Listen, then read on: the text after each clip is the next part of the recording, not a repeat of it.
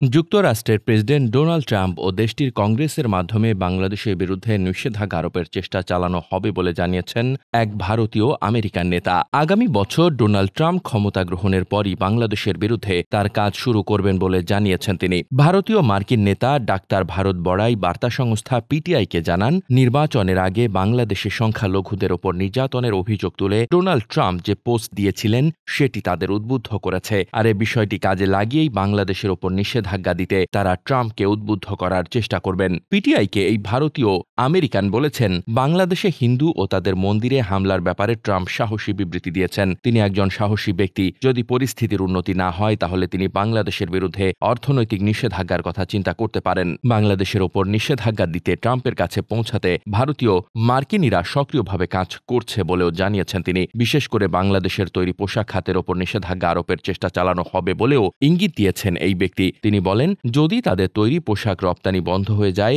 যা তাদের ব্যবসার ৮০%, তাহলে বাংলাদেশের মানুষ কি খাবে? তার দাবি, বাংলাদেশের ওপর এ ধরনের চাপ হিন্দু সহ অন্যান্য সংখ্যালঘুদের ওপর চলা কথিত নির্যাতন বন্ধে সহায়ক হবে। তিনি বলেন, পরিস্থিতির উন্নতি না হলে আমরা হিন্দু আমেরিকানরা বাংলাদেশের বিরুদ্ধে ব্যবস্থা নিতে কংগ্রেসের প্রতি আহ্বান জানাবো। এছাড়া হিন্দুদের ওপর নির্যাতন বন্ধে বাংলাদেশ সরকারের উপর ভারতেরও নিষেধাজ্ঞা আরোপ করা উচিত বলে মন্তব্য করেন এই ভারতীয় আমেরিকান। তিনি বলেন, যদি তারা হিন্দু ও সংখ্যালঘুদের হয়রানি অব্যাহত রাখে, ভারতেরও তাদের ওপর নিষেধাজ্ঞা দেওয়া উচিত।